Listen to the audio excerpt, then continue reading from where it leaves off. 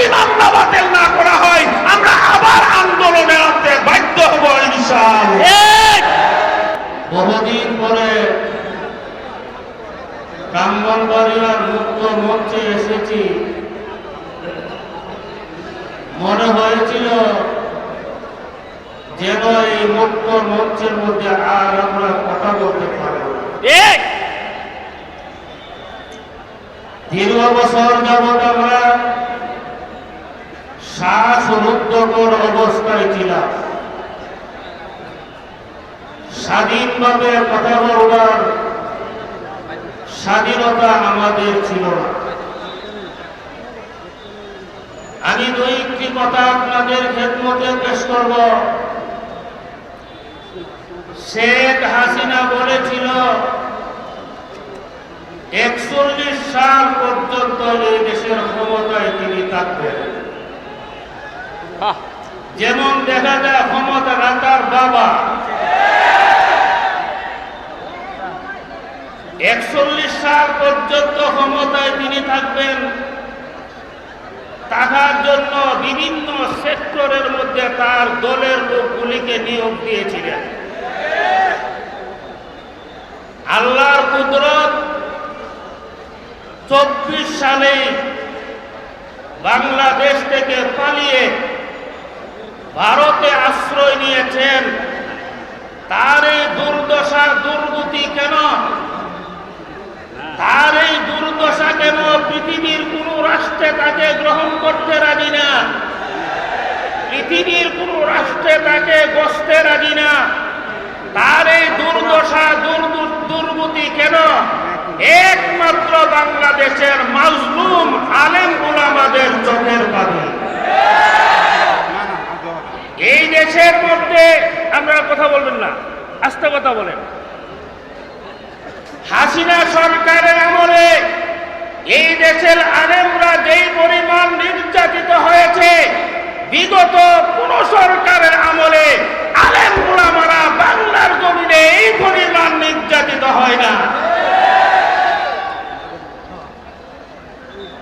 আমি একটা কথা পরিষ্কার বলতে চাই, আল্লাহর বিচার শুরু হয়েছে। এই বিচার অনেক লম্বা হবে, অনেক লম্বা হবে। আপনারা সচকে এই বিচার দেখতেছেন, আরো দেখবেন। আল্লামা দেলওয়ার হুসাইন সাইয়্যিদি নাওয়ারাল্লাহু মারকাদাহু, উনি জামাতে ইসলামের নেতা, দেশ বিখ্যাত একজন আলেম ছিলেন। উনি রাজাকার ছিলেন না, উনাকে রাজাকার অপবাদ দিয়া আমরণ কারাদণ্ড দিয়ে দীর্ঘ 13টি বছর উনাকে জেল ধরেছে। সেই দেলওয়ার হুসাইন সাইদিকে রাজাকার শব্দ দিয়া ধ্বংস করেছে শেখ হাসিনাকে আল্লাহ এই রাজাকার শব্দ দিয়া ধ্বংস করেছে। এটা হলো আল্লাহর বিচার। আমরা আল্লাহর আদালতে বিচার দিয়েছি। মুফতি আমরি হত্যে বুখারীর দুয়ার মধ্যে বলেছিল, আল্লাহ ধরো ধরো ধরো।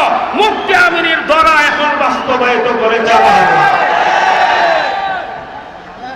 আরেকটা কথা আমি বলে শেষ করতে চাই। আমি আরেকটা কথা বলবো, শিক্ষার্থীদের দ্বারা হাসিনার পতন হয়েছে, ধ্বংস হয়েছে। তার কারণ কি? আল্লাহর কোরআনের দিকে তাকান, ইতিহাসের দিকে তাকিয়ে দেখুন, বড় বড় জালেমদেরকে আল্লাহ ক্ষুদ্র দলের দ্বারা ধ্বংস করেছে। নমরুদ বাহিনীকে মশার দ্বারা ধ্বংস করেছে, ফেরাউন বাহিনীকে পানির দ্বারা ধ্বংস করেছে, আব্রাহা জালেমকে পানির দ্বারা ধ্বংস করেছে, শেখ হাসিনাকে ছাত্র আন্দোলনের দ্বারা ধ্বংস করেছে। ঠিক না? আমি আর একটা কথা বলবো, আমি আর একটা কথা বলে শেষ করব। আমরা সংসদের বাহিরে বহু বছর যাবৎ চিল্লাচিল্লি করতেছি। এই চিল্লাচিল্লি তো থাকবে।